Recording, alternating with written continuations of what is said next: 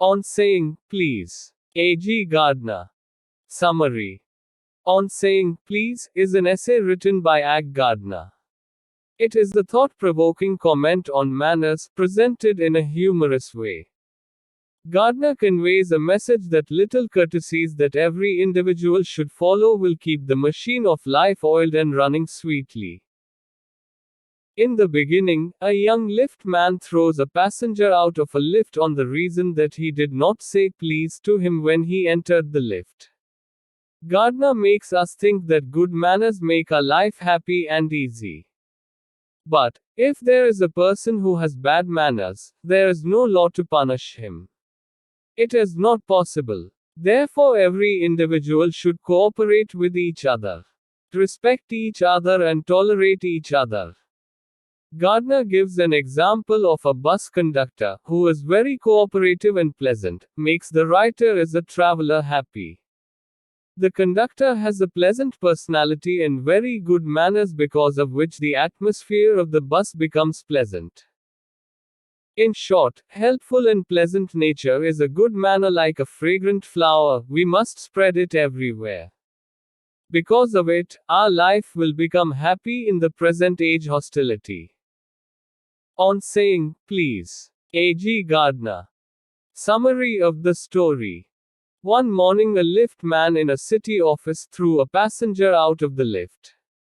The passenger did not use the polite word please. Instead, he ordered him to take to the top floor. The liftman wanted him to say top, please, instead of just top. The passenger refused his demand. The lift man hurled him out of the lift. Later, this lift man was fined accordingly. The first and foremost requirement of civility is that we should accept service by saying thank you and please. These little courtesies not only sweeten our life, but also make it run smoothly. A friendly request for a service is more workable than giving an order. The author quotes an example of a polite bus conductor. However, we find unpleasant bus conductors in rare cases. They regard the passengers as their staunch enemies. They shout at the passengers and cheat them, but a polite and cheerful bus conductor makes the journey easy and pleasant. One day, the author boarded a bus in a hurry.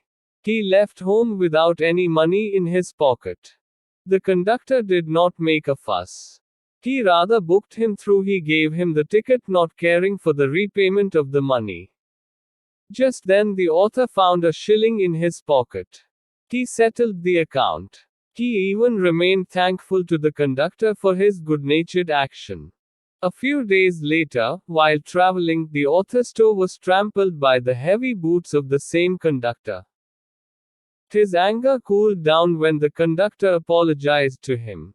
A journey with that noble conductor was a lesson in natural courtesy and good manners. If bad manners are infectious, so also are good manners. An uncivilized fellow leaves his imprint on us and we are likely to be rude. On the other hand, a cheerful fellow affects more like a fine day.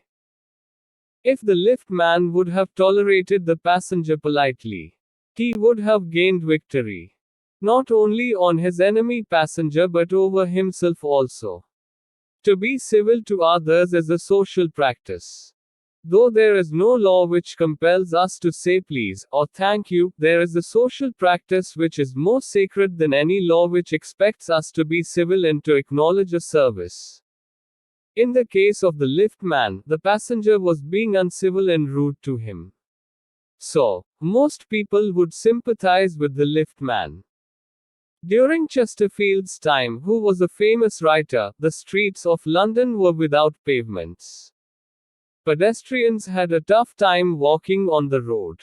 Those who were closest to the wall had the driest foot. Once a man who came from the opposite direction told Chesterfield that he never gave the wall to a scoundrel. Chesterfield politely stepped aside, saying that he always did.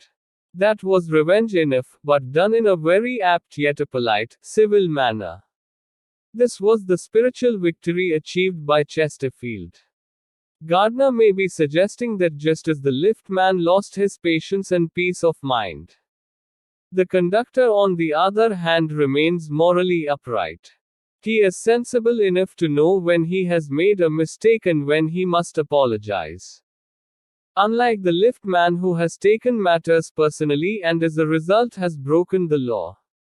This essay tells us the value of good manners. Bad manners are not a legal crime. But a man with bad manners is disliked by everybody. A liftman was punished for throwing an ill-mannered person out of the lift. The liftman was wrong because he had used violence. If a person is hurt physically, he can go to the law. Bad manners create a chain reaction, so do the good manners. So, we should reply bad manners with good manners.